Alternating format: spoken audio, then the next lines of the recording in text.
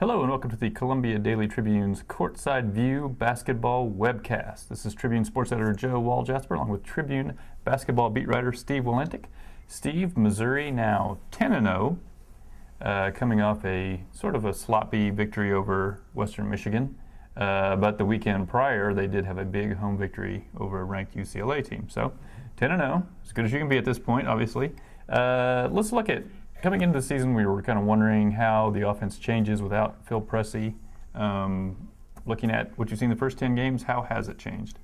Well, I think the biggest thing is that you're seeing individual skills of a lot of, really three players, Missouri's three guards come out. Obviously, Jordan Clarkson, Jabari Brown, and Ernest Ross are all scoring at prolific rates in the early going. I think they're combining to average over 50 points a game. Missouri as a team is scoring right around 80, so that's been good. But I think last season's team, the ball movement was a little bit better. Everyone knows about Phil Pressey's late game struggles with decision making and things like that, but he was also a really good playmaker and a guy who got everyone involved. And I think Missouri passed the ball better last season, at least to this point. We haven't seen them have to play in late game situations like where Phil struggled, but I think you saw the ball move a little bit better a year ago. Well, probably nobody on this team is going to be the kind of creative passer, obviously, that Phil Pressey was. That was really his thing. I do think it's maybe a little more similar than I thought it was going to be, in that it does seem to still be predicated a lot on pick and roll and getting your point guard into the paint, which when he does that, Jordan Clarkson, whether he's the one scoring or not, that's kind of what makes the whole thing go. I've been really impressed with Jabari Brown. I think I wasn't really overly high on him last year. He seemed like he was strictly a guy who was kind of a volume shooter and needed to score a lot because he was going to give up a lot.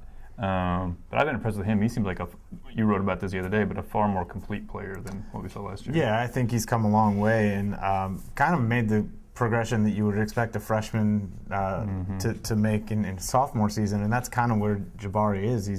He's still pretty inexperienced for being one of Missouri's more experienced players, but I do think he was talked to a lot last season about being more of a complete player, and I think he's taken that to heart. He drives the ball a lot more. He's not just a three-point shooter and gunner. I think he's had the assignment of guarding the other team's best player a couple of times. Did a really good job on Aaron Harris from West Virginia last week, who's a 20-point-a-game scorer, and he held him to 8, and then did a good job on Zach Levine from UCLA a week ago. And I think he's also been a steadying presence on a team that has a lot of new pieces and a lot of young players. And that, I don't think either one of us would have expected to ever say that about him a year ago. But I think Missouri's coaches have felt like they needed to have him on the floor, and he's played more minutes than anybody at this point. You mentioned his defense, and the defense, Missouri as a whole, has been, I think, a pleasant surprise. That's something that they struggled at really the last 2 years. 2 years ago, you could understand it more because they were really undersized. Last year, I thought they probably should have been a better defensive team than they were. This year, doing pretty well on that end of the court. Just your thoughts on why you think that might be. I think the biggest thing is it starts with their length on the perimeter. They've got three really big guards, and they're pretty athletic guards too, in Clarkson and Brown and Ross, and they can cover a lot of ground and close out on shooters late with their length, with their quickness.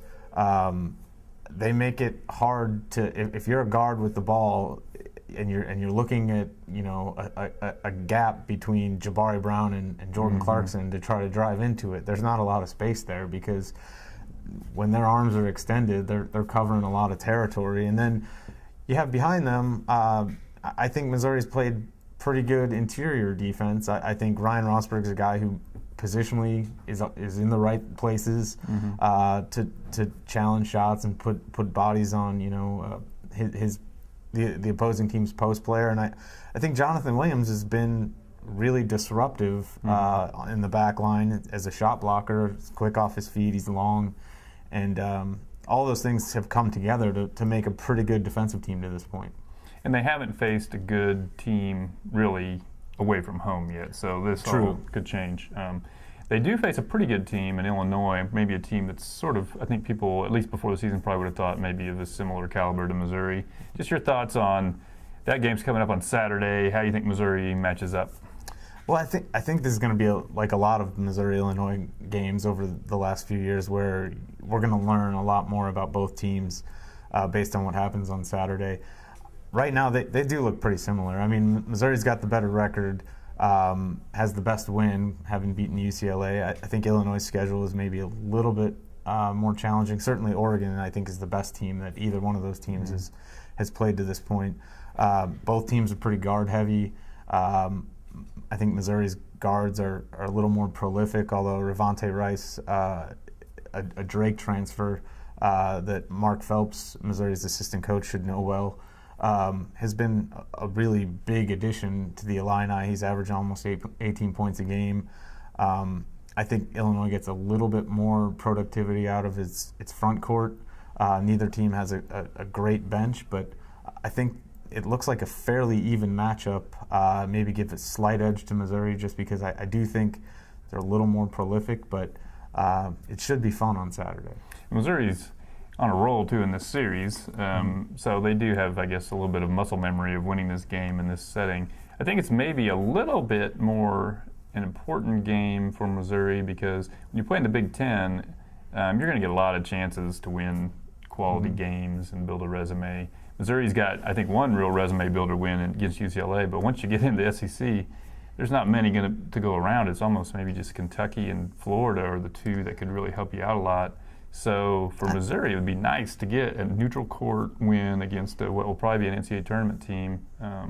They would feel a little more secure. I think they're obviously undefeated, so you can't be too worried at this point. But I think with the caliber of the SEC, it's almost like it's hard to move off whatever you were coming into the conference schedule because it's going to be hard to lose a bunch of games in the SEC, but it's also going to be hard to get many quality wins. Yeah, and I think any wins that Missouri can pick up now to have in its folder for March are valuable, and this definitely would qualify. I think Illinois, even if it winds up being a middle of the pack Big Ten team, is still going to be a team that's going to help your RPI late in the year. And like you said, Florida and Kentucky seem like they're the only other two ranked teams. And they're not ranked very high. Yeah, I mean, 16 and 19 this week. Missouri's 23. I do think LSU is a pretty good team and could look better and better as the year goes on. I think Tennessee has some talent, but you get too far behind those two teams, and maybe Arkansas or Ole Miss. There's a lot of really weak teams in the SEC this year, and I think it's looking like another year where a 14-team league only gets 3 or 4 teams in the NCAA tournament, and all of the things that a team like Missouri can do in non-conference play to have a leg up on its conference opponents is certainly a good thing. Okay, well, join us next week when we discuss that Illinois game and start looking ahead to conference play.